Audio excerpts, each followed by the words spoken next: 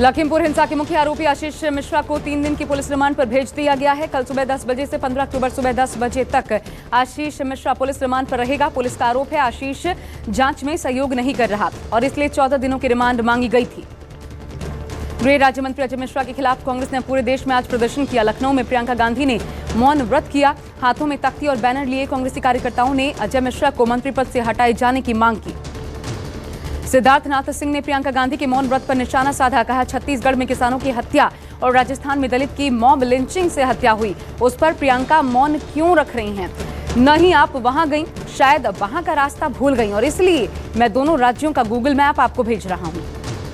लखीमपुर हिंसा के खिलाफ महाराष्ट्र बंद का असर देखने को मिला। मुंबई के विक्रोली हाईवे पर शिवसेना की तरफ से रास्ता रोको आंदोलन चलाया गया। हाईवे पर टायर जलाकर रास्ता रोका गया। कई जगह से मारपीट की खबरें भी सामने आई। लखीमपुर हिंसा को लेकर असदुद्दीन ओवैसी ने बीजेपी पर तंज कसा। कहा, आशीष के अब्बा जान को कब हटाएंगे प्रधानमंत्री मोदी? ओवैसी बोले, आरोपी का नाम आशीष की जगह अतीक होता तो 2 मिनट में उनके घर पर बुलडोजर चलवा दिया जाता। लखीमपुर खीरी और तिकुनिया कांड में मारे गए किसानों की कल अंतिम अरदास अस्थि कलश यात्रा निकाली जाएगी। अरदास कार्यक्रम में किसान नेता राकेश टिकैत, गुरनाम चढ़ूनी, जयंत चौधरी मौजूद रहेंगे। अंतिम अरदास कार्यक्रम के दौरान देश भर से हजारों की तादाद में किसान शामिल होंगे। अरदास कार्यक्रम में राकेश टिकैत के शामिल होने से प्रशासन अलर्ट है।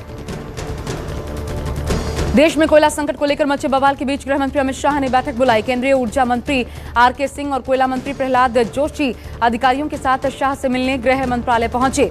बिजली सप्लाई बढ़ाने की रणनीति पर चर्चा की गई। कल ऊर्जा मंत्री आरके सिंह ने कहा था एक बयान में कि दिल्ली में बिजली का कोई संकट नहीं है।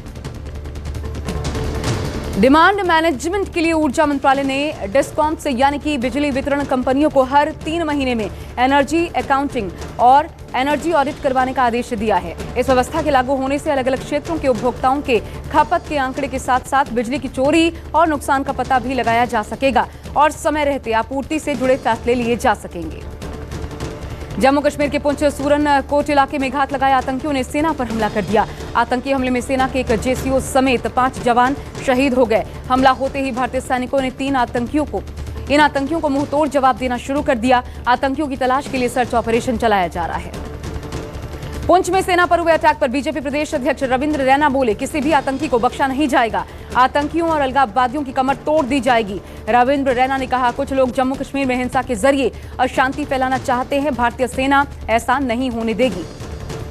जम्मू कश्मीर के अनंतनाग और बांदीपोरा में आतंकियों के साथ मुठभेड़। अलग अलग एनकाउंटर में लश्कर आतंकी समेत 2 आतंकी ढेर। पुलिस के मुताबिक बांदीपोरा में मारा गया इम्तियाज अहमद डार हाल ही में हत्याओं में शामिल था। आतंकी के पास से हथियार और गोला बारूद बरामद हुआ।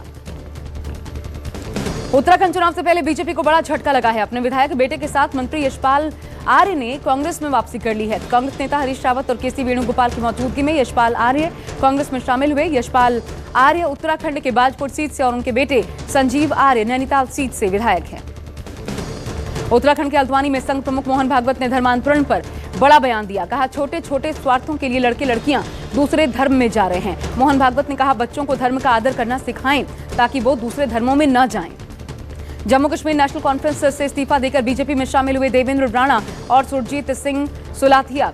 केंद्रीय मंत्री हरदीप सिंह पुरी, धर्मेंद्र प्रधान और जितेंद्र सिंह की मौजूदगी में उन्होंने बीजेपी की सदस्यता ली। देवेंद्र राणा केंद्रीय मंत्री जितेंद्र सिंह के छोटे भाई हैं। राणा की गिनती नेशनल कॉन्फ्रेंस के बड़े नेताओं में होती थी। प्रधानमंत्री नरेंद्र मोदी ने आज भारतीय अंतरिक्ष संघ का शुभारंभ किया। कहा, आज जितनी निर्णायक सरकार भारत में है उतने पहले कभी नहीं रही। भारत किसी से कम नहीं है। एयर इंडिया पर फैसला हमारी प्रतिबद्धता है। जहां जरूरत नहीं वहां सरकारी नियंत्रण खत्म करेंगे। यूपी में विधानसभा चुनाव से पहले एसपी और शिवपाल यादव की पार्टी प्रगतिशील समाजवादी पार्टी कल से विजय रथ निकालेगी। अखिलेश यादव कल कानपुर से चुनावी रथ को रवाना करेंगे। रथ यात्रा प्रदेश के अलग अलग जिलों में जाएगी और पार्टी की जीत के लिए वोट मांगेगी। इतना ही नहीं, कल चाचा शिवपाल भी अपनी पार्टी की विजय रथ यात्रा निकालेंगे। लगातार 7वें दिन आज फिर पेट्रोल और डीजल के दामों में इजाफा। पेट्रोल 30 पैसे, डीजल में 35 पैसे प्रति लीटर की बढ़ोतरी। दिल्ली में पेट्रोल 104 रुपए 44 पैसे, डीजल 93 रुपए 17 पैसे प्रति लीटर। बिहार के सीवान में पुलिस ने मुखिया की पिटाई कर दी। पंचायत चुनाव में मतदान केंद्र के बाहर हंगामा करने पर पुलिस ने मुखिया को जमकर पीटा। पिटाई का वीडियो सोशल मीडिया पर खूब वायरल हो रहा है।